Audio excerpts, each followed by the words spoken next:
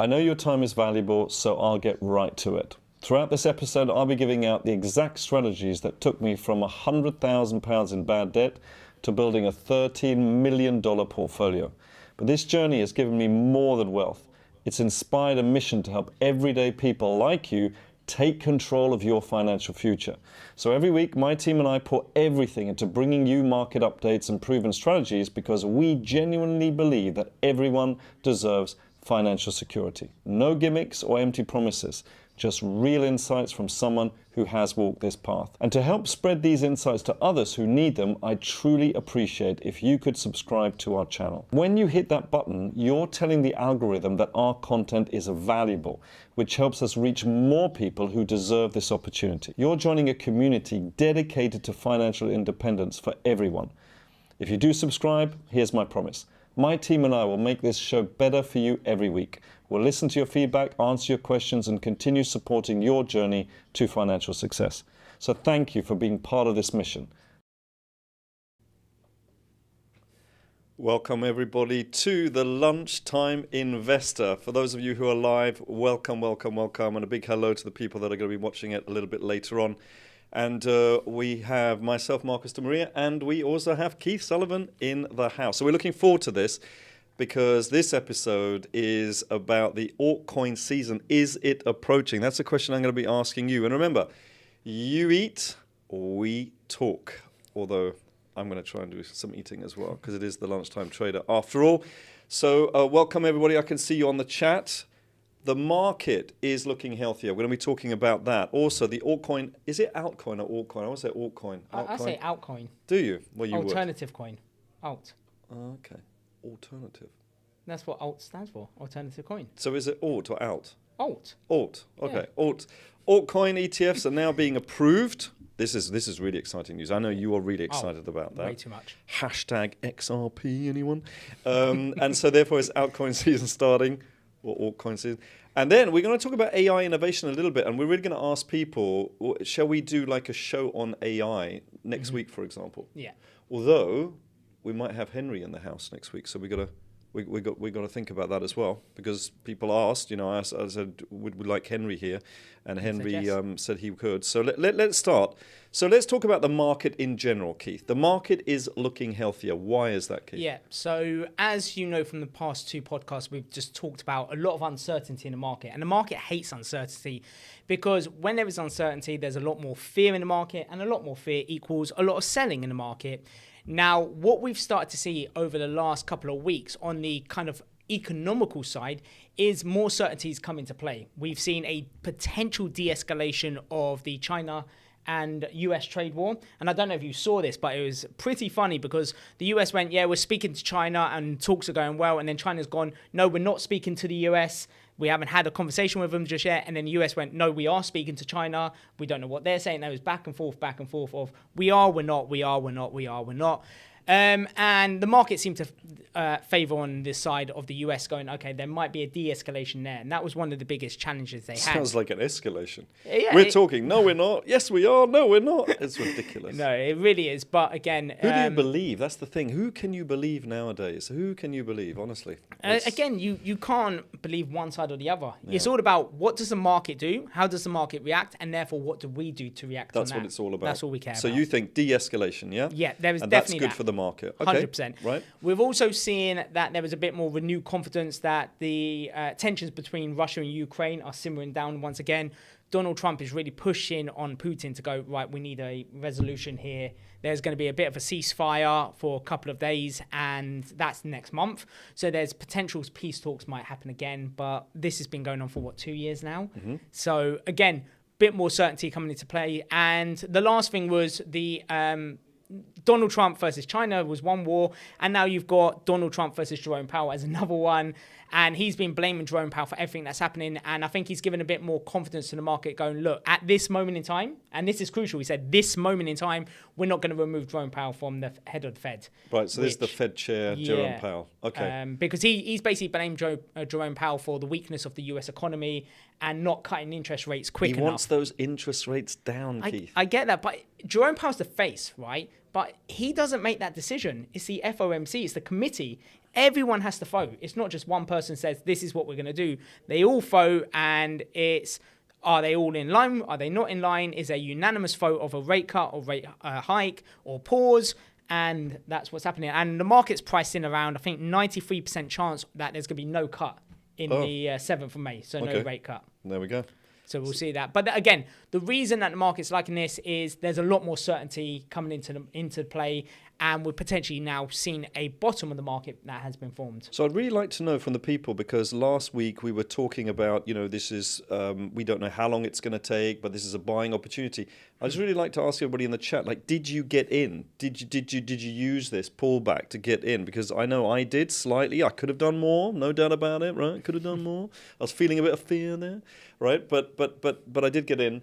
I think you did as well. Yeah, I got in Nvidia, Palantir, Google, some of the bigger companies. Google. Yeah, Google. We'll talk about Google in just a one. moment, right? Google. That's a really interesting one. So let's see. Hopefully you'll be able to let me know whether you got in or not. Oh, there's a poll. There's a poll. Did you use the pullback to get in? Either yes, I did, or no, I didn't. Go ahead and vote, and then we will see. See, that's good. Statistics. Yeah, statistics don't lie. Okay. All right. So what does this all mean for stocks? Because we were talking about, stocks going down. We thought maybe cryptos was probably going to bounce back. Stocks, we weren't quite sure. Mm-hmm. What does it actually mean for stocks? So on the stock side, again, this de-escalation of trade wars and global issues, it's got a bit more certainty in the market, and investors are loving that. And now you're getting some of the larger institutions saying that the bottom is in, buy the dip, buy the dip, buy the dip. No, but listen. Who's saying buy the dip? The institutions. Okay, do you trust the institutions? No. So they're telling us, the retail, to buy the dip. That, for me, that's just like flipping sell short or something. What you've got to think of it, is it more buy the dip for propaganda to force price up so they can sell out? Mm-hmm. Or is it buy the dip because the bottom's in? So you're saying it could be they're looking to drive the price higher so that they can get out for the next leg lower. Yeah. And then for me personally, if I've got a strategy that I'm using to invest, or investing on the way down and getting out on the way up, do I care what the real reason behind that is? No, I should just follow the strategy. And as they're forcing prices up, I'm moving up my stop loss, locking in profits. And then when the market does have a second drop, if it has a second drop, that is, then guess what? I'll just reinvest. Again, finding the strongest companies possible. And I think that's got to be the same terminology across the board with this uncertainty of what's going on in the economy. Can change just like how quick the wind changes, right? So we just need to be aware of that, and we just need a simple strategy to be able to follow, and that is the VCA for us. We follow that strategy, we invest on the way down, and then we take profit on the way up. We have got a lot of questions here about cryptos, which we'll be coming on to in just a moment. But if you want to know, because Keith talks about the strategy, right? So therefore, when it comes to that, if you want to know that, then you can download my... Do you know, was it my first book or second book? This was a crucial bit. This is a nightmare. Because I thought it was the first book, because the second book was a wealth workout. It was the first, but I've been telling people for years it was the second, because I actually thought it was. The wealth workout came afterwards. So my first book, The Lunchtime Trader, if you want a copy of that, 25 years of my trading experience, all in one book, you will love it. Well, I hope you do anyway. Yeah. Okay, what else is there? Anticipation of strong earnings? Correct. And also with all of this, investors are getting a bit more confident about what's going on with the bigger companies. Google released their earnings last week, 38% above estimates. 38%. They call that an earnings surprise, right? Yeah. And that's a very strong sign. Now, 38%, what all the analysts together, some higher, some lower, etc., the consensus, if you like, there's a certain average, right? And this was beaten by 38%. That's strong. Correct. But do we know why? What it was? It was coming from more of their marketing side, and also AI. What they're doing with AI is really coming in play. See, this is it. So this is a really good. So we think, or some people are thinking, there's going to be a bear market, etc. But what about all the AI? What about all the effectiveness and efficiency savings? And I hate to say this, but people are going to lose their job making companies more effective and more efficient. I know we hate that, but in terms of investing in those companies, that is a good thing. So I don't know how much of that 38% was down to AI, but it must be starting to kick in, Keith. Slowly. And again, you've got other companies releasing earnings this week. You've got Meta, Microsoft, you've got Apple, you've got Amazon, companies that are really utilizing AI as well. He just mentioned like 6 of the 7 with Google there. You just mentioned nearly all of the Mag 7, the Magnificent as they say, 7. except for Nvidia. Nvidia is coming up near the end of the earnings season. Yeah, which is absolutely. going to be interesting. All right, fantastic. So we're just going to see what is going on here. Yes, so the link is in there if you would want to download the Lunchtime Trader book.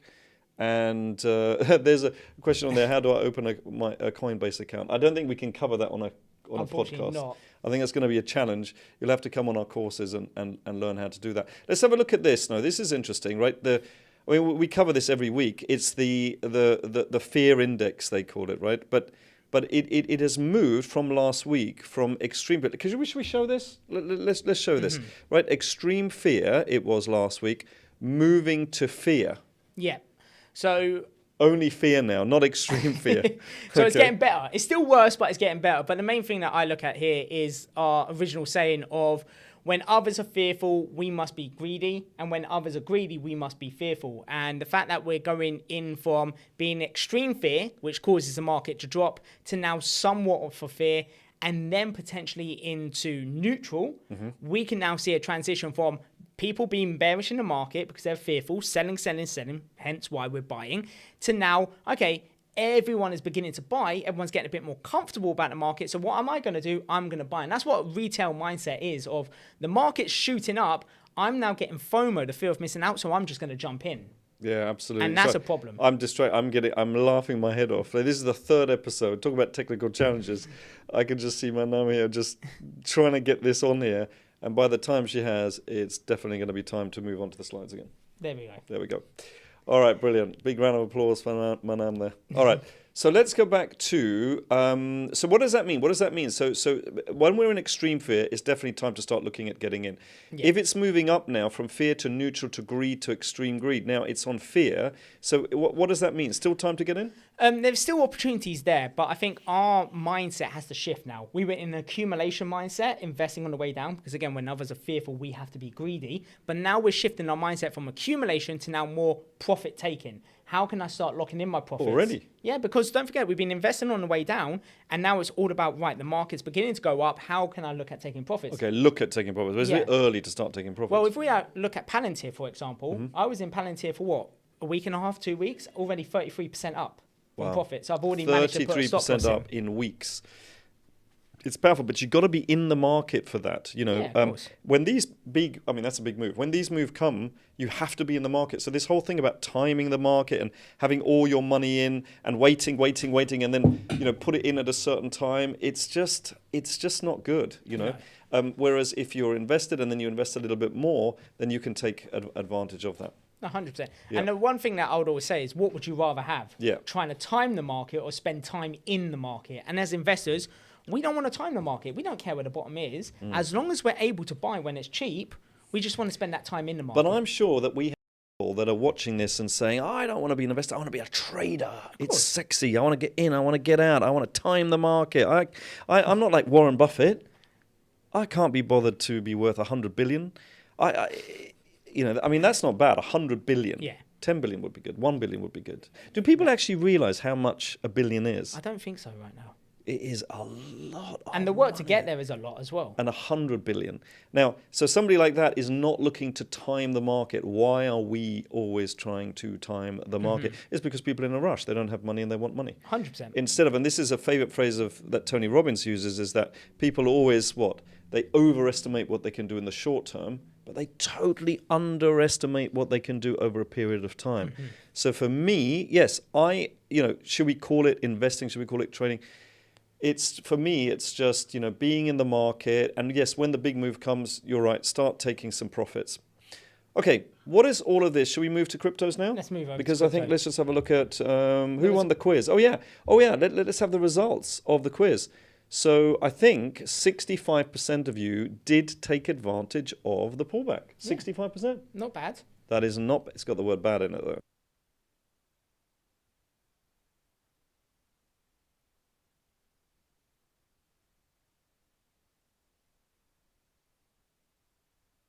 And there's a bit of an argument going on between a Matt Gillies here and a Paul Gould. And they actually work here, so stop it, guys. I think they're talking about the quiz we had last week as our team. I think that's what they're arguing about. Oh, about very the book. good.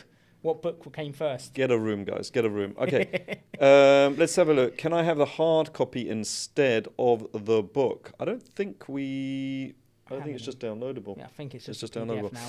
Okay, let's have a look. I would like to know the email address, mobile number of my mentor, please, if possible. Who's your mentor? As soon as you tell us the name, we will let you know. Okay, let's keep going. Now, let's move into... Okay, well, there's the Fear and Greed Index here. And as you can see... Can we show this or not? Not really. Oh, this thing doesn't work. Okay, it's just like...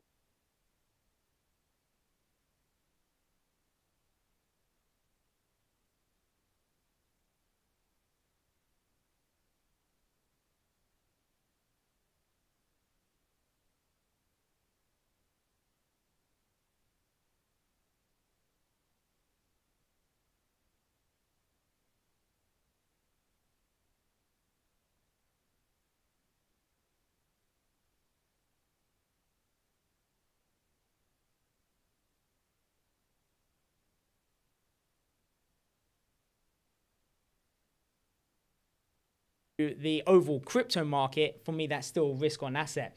So what we're seeing pumping price up is Bitcoin going up and people being a bit more comfortable to invest in something like Bitcoin as a safe haven rather than investing into the overall crypto market. But we'll go on to a bit later on.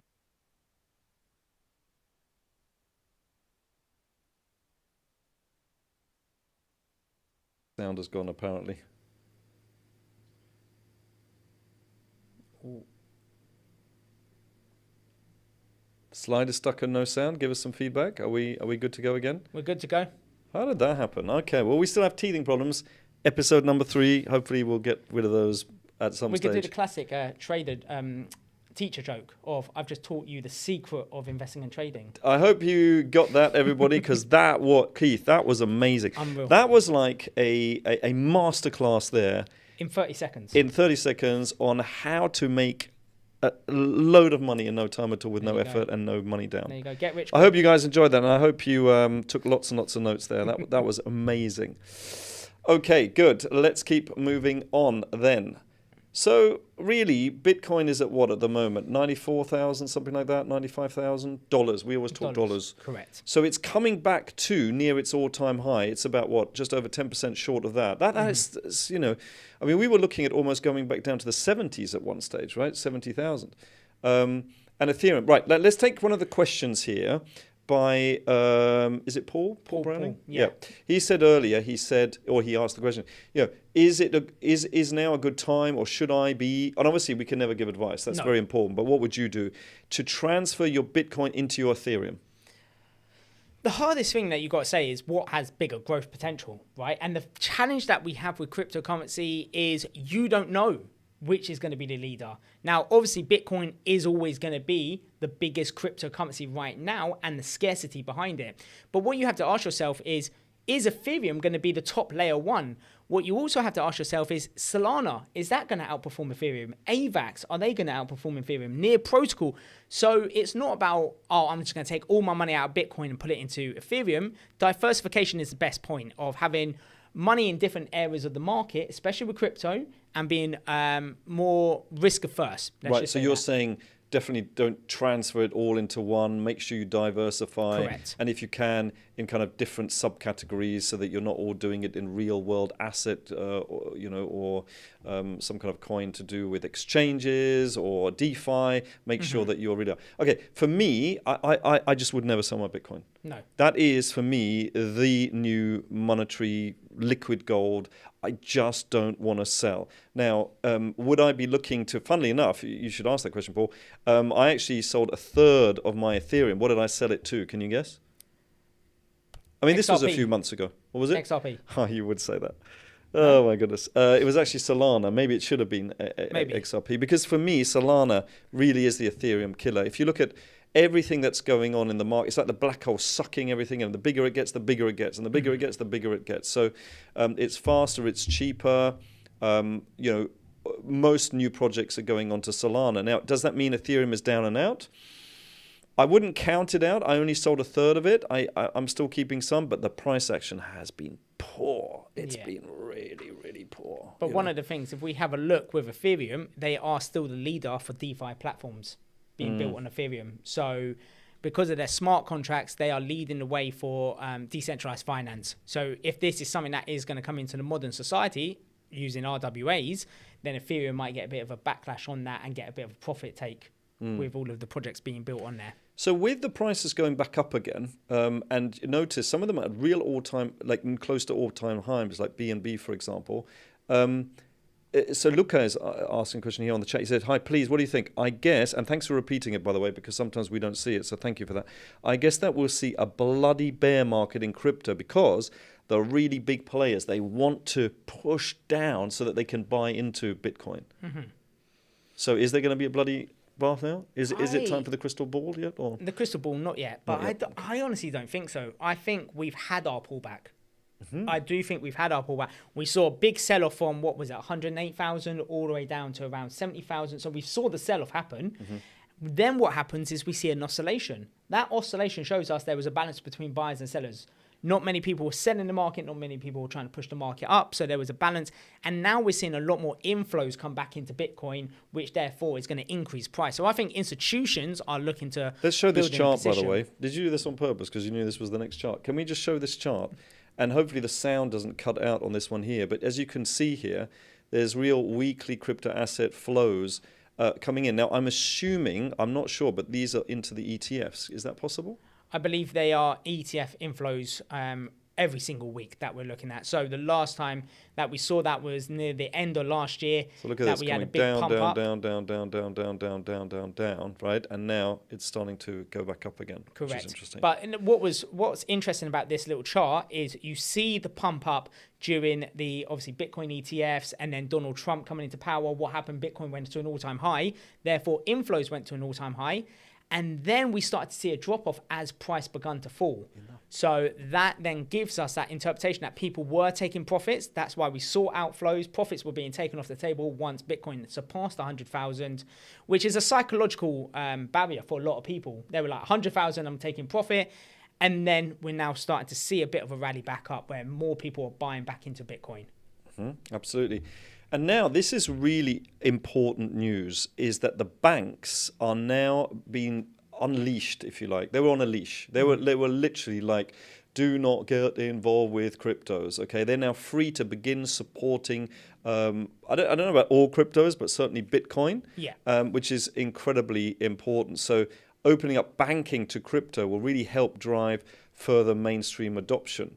And that is so important. I mean, this is the US first, but then like in the UK, when you deal with some of the banks, they don't want you to send money to your fiat money to your exchanges. Whereas this could now be the start of a totally new chapter for cryptos. 100%. And don't forget, you've got the ISO 222 standard, which is basically upgrading the old Stripe method of banking into a new standard of using blockchain. And banks have to be open to that. They have to allow crypto to be the forefront of what they do, because soon enough, crypto payments is going to be huge. And the reason crypto is about is the middleman don't make money. They don't need a middleman. So how can they make their money? Adopt it first before everyone else starts to utilize it. You better do it, otherwise the banks will be out. I mean, today, actually it was Manam, she told me that MasterCard, they've just done a deal. Now, who was that with again? MetaMask, I think, or MetaMask did a deal with MasterCard, whichever. They did a deal with each other, which meaning that they've got this debit card, which you can just now go and just doink, doink, doink and start buying stuff with. Yeah. It is happening. We've been talking about this for years. And, people are like, yeah, but what's the use case? What's the use case? Well, it has to be built. The rails have to be built. The infrastructure has to be built. But this is something that, in my opinion, it won't be stopped. No, and I've already utilized that back last year with Crypto.com. Crypto.com. They did exactly the same. They were one of the first. Yeah. So you got that, and then you've also got Coinbase joining with PayPal, and basically using PayPal stablecoin to limit the amount of costs that people have. And if you've got a PayPal account, you don't then need to transfer money from your bank. You can just transfer it via PayPal. Again, making it easier. So banks are now losing power. So when is my PayPal position going to go up? Because I've been in that stock for flipping years now. We don't know yet. You don't know? No. The Keith, crystal ball's I have not you here. on this show for a reason. Okay, but let me ask you another question, because Gregosh is saying here, Marcus, how do you interpret the apparently massive Ethereum accumulation by some of the whales? Why is that happening? Has that got anything to do with the ETF? Because that was a, has that got something to do with, Donald Trump? He named, that guy, he is so funny. How does a president of the United States actually name some coins? Yeah. He says, get ready, and then he names the coins. The ones he's probably invested in. Probably Cardano, he said, which I was very surprised about, ADA Cardano. But then, and then he forgot Ethereum Bitcoin. He said, and Ethereum Bitcoin, we love them as well. But there was Solana, XRP, I think. XRP was part of it. Yeah, thank goodness. Yeah. Otherwise, you'd have been I'd in have a been bad upset mood. with him as well. Very upset. So what do you think? Any views on that? Again, we are seeing that there is an accumulation, but price is just not moving. It's just not moving. That's the problem.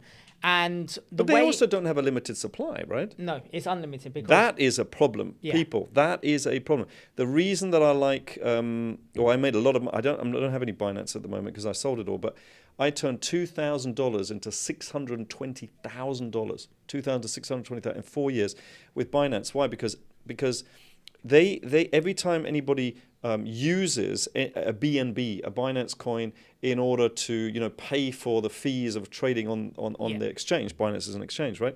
They burn some of the coin, which means there's less and less and less of it. That leads to scarcity if the demand is constant. It's the same with Bitcoin. There's only 21 million. We already know that 4 million have been lost. So really, there's probably only around maybe 17 million really in reality. If demand is constant, right? If demand is constant, but the supply goes down, and because of the halvening, it's slower and slower and slower in the mining. So that means the price has to go up. But now the demand is up. Yeah. Why? Because of the institutions. And by the way, we're going to come on to the institutions in a moment. And XRP. I mustn't excite this guy too much. No. But the main thing about Ethereum, what you were just saying, is adoption, right? The fact that they don't have a limited amount of coins, they need a large amount of people utilizing it, and there has to be a large amount of usage as well. So when you are looking at Ethereum, if Ethereum is going to continue to grow, you need mass adoption with Ethereum and a lot of people to favor using Ethereum as a layer one over other cryptocurrencies. And the only way you'll do that is lowering the fee and increasing the speed. Until they do that, then we've got a bit of a problem with Ethereum. What he said. Yep, I concur. Listen, this is a lunchtime trade investor. I need to eat. What is that ridiculous. One today? What is it? Chicken? Honestly, they get me the same one every single time. I'm sick of it.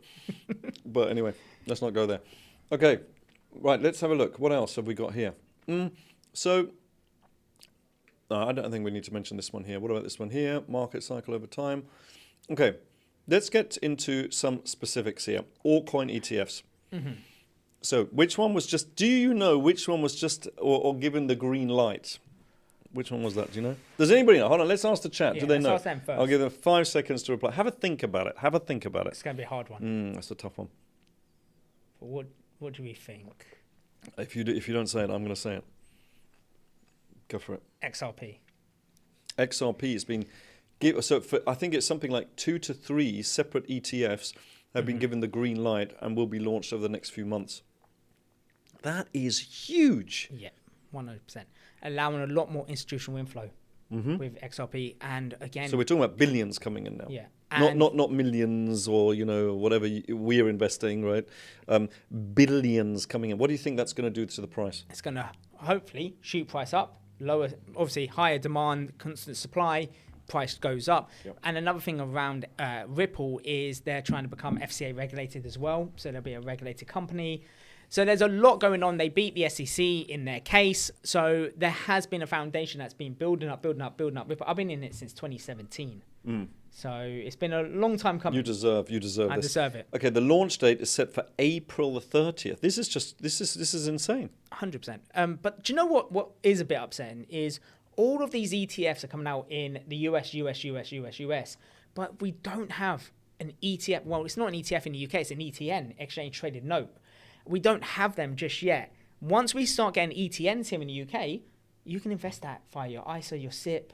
But again, we need that. Honestly, we need in. that. The most money that I made with my kids or for my kids in their ISAs or their JISAs, their junior ISAs, which I set up when they were just three months old.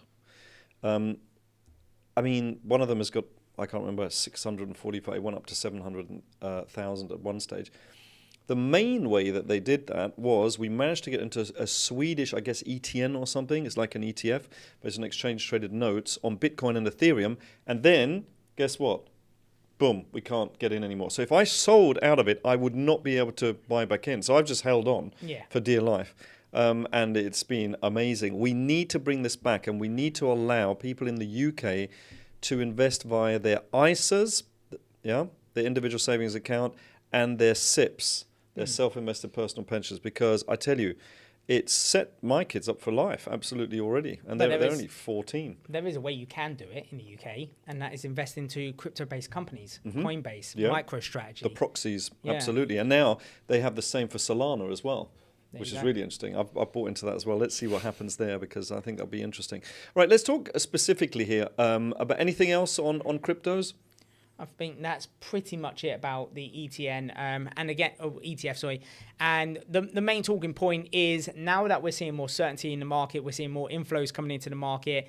Are people now going to be risking more money and start to buy back into altcoins, causing an altcoin season?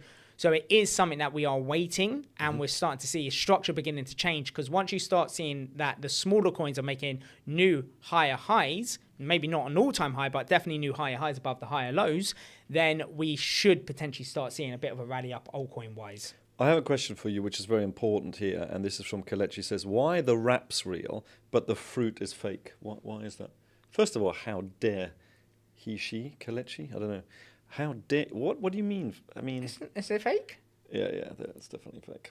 But the wraps are real. Let's keep it real here. Okay. I don't know, but I don't know.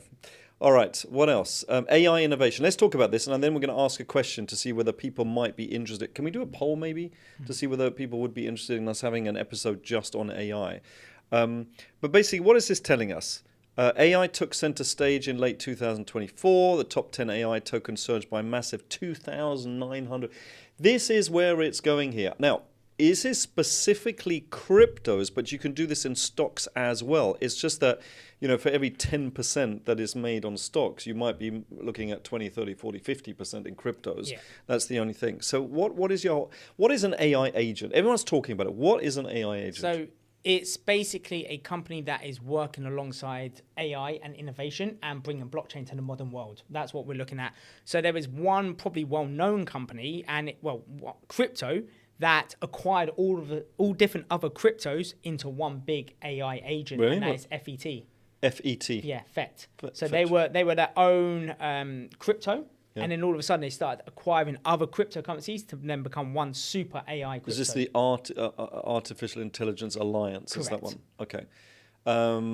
I actually, Ocean Protocol was part of that, and we got into Ocean Protocol at its ICO right at the beginning. So and they're talking about GRT, the graph, also joining at some point. And Kudos, I heard, were joining as well. So there's lots of different companies. So that's one way of playing that, not financial advice. That's what we're doing. That's one way of playing it. If you wanted to, always do your own research, of course.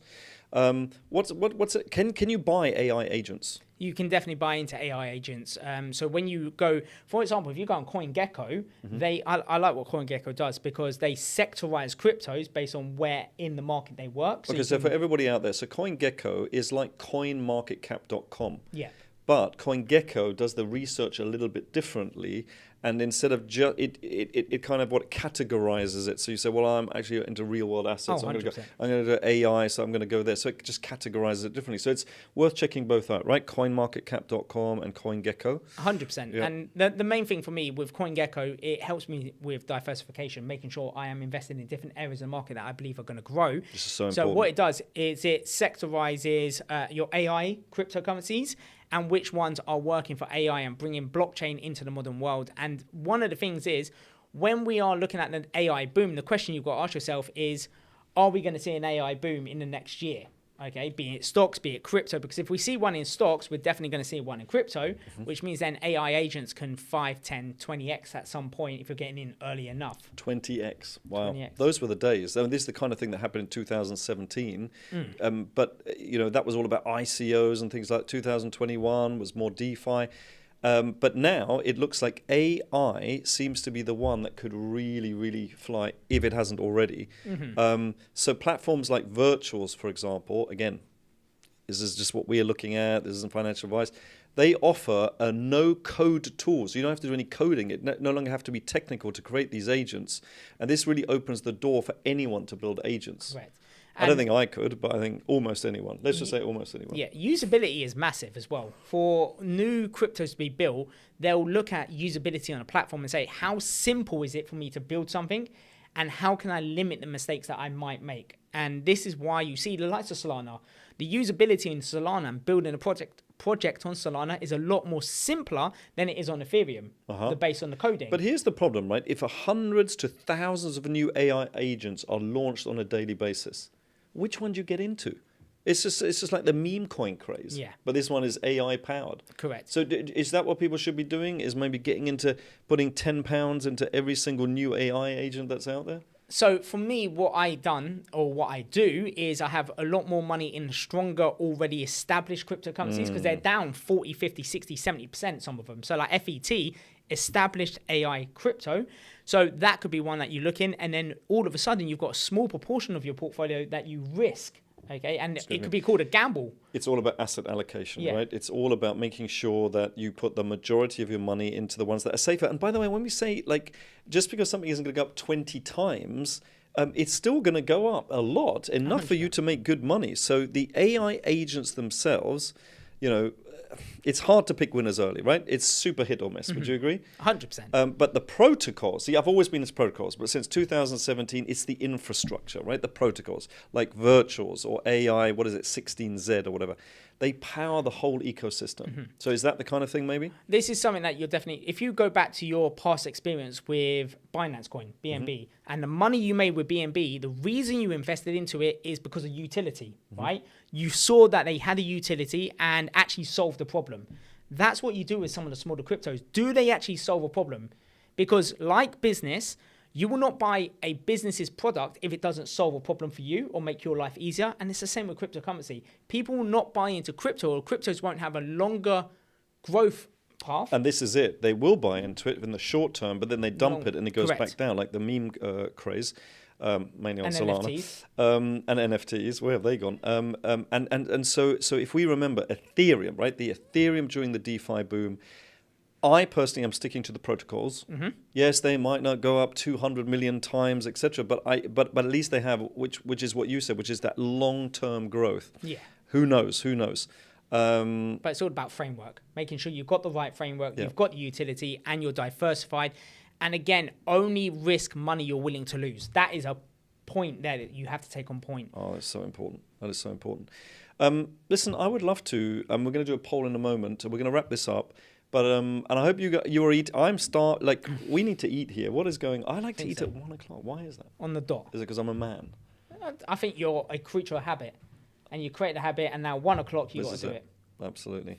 Okay, so this is torture for me.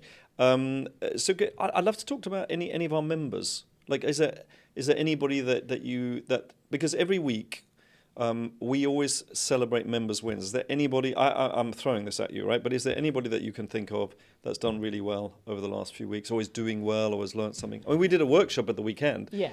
And I think that's got to be a celebration. We should have brought that with me. I wrote down I had a gold lunch, which is my favorite thing. And the Gold Fast Track members, and basically just asking them, listen, what is it that you enjoy most about the Gold Fast Track? And I just wrote, I should have read it out, but I think it's fantastic what they're doing. No, of course. The results they're getting. 100%. And the thing is, the reason the results come is because they take action. That's the first thing. They've actually taken action. What does that mean, take action, though? So everyone goes, oh, do you know what? I wish I could be rich. I wish I had more money. Rather than saying I want or I wish, it's I must have more money. Yeah. I must do this. I must do that. Because what you're doing is you're changing your mindset to actually want to take action. But do you think anybody can make money doing this? Without fail. Without fail. I'm trying to teach a load of people at the same time. I was actually trying to get my dad to invest at some point when I first started at this. Yeah. And again, it's some people want to, some people go, yep, I love it, blah, blah, blah. And some people don't. So creature of habit. So it does come down to really saying, do you really want it? Yeah. Is there pain? I think pain is the biggest thing. if something is painful, we will do more to move. If it's painful enough. We will do more to move away from pain than we would to move towards pleasure. So I think it's all about just taking action and then having a simple strategy behind you as well. By the way, we've got the vote here. I don't know whether it's open or not. It's been complete. Yeah. So, I mean, she's fast, isn't she? Just 57 votes as well, 100%. So let's see. 100% of you said you want an episode on AI. So should we do it then? Do you reckon? I think we go with that. Now listen, this is really important. We're going to leave you with this message, okay? And it's something that we want to repeat every single time. It's like a leitmotif that we repeat again and again. Our members are making really good returns. I mean, they are destroying the returns they're making in the bank. Of course, we shouldn't even look at that. No. We shouldn't even look at that. But I'm saying, you know, and I'll leave you with this: never quit, because if they can do it, you can do it too. So this is, see you next week from Keith and myself at the Lunchtime Investor, same time, same place. I hope you enjoyed it. Let us know what you want to hear about. We'll get Henry on. We'll get AI going, and we'll see you at next episode of the Lunchtime Investor. Take care. I got to eat. This is ridiculous.